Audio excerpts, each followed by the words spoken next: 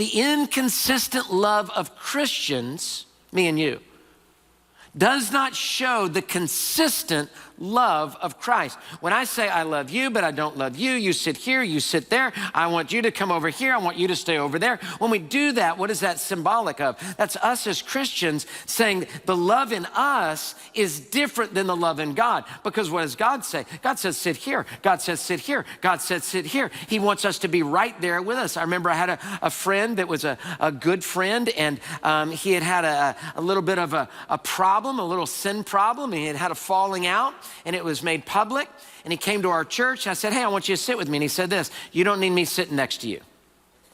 And I said, I want you sitting next to me, and if anybody has a problem with it, they can come talk to the pastor about it, right? What was I saying? You're my friend.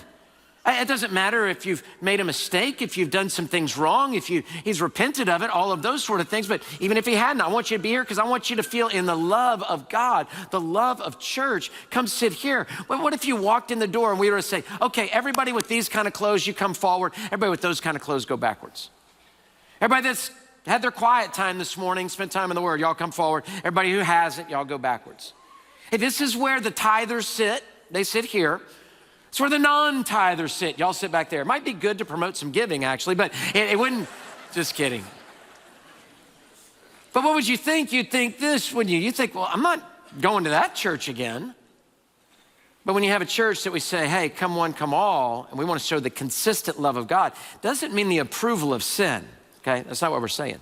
But the consistent love of God shown by the consistent love of Christians, we are showing to the world what Christ looks like as believers in Christ. Thank you for watching. Now don't forget to like and share this video and subscribe to our channel and let us help you grow closer to Jesus.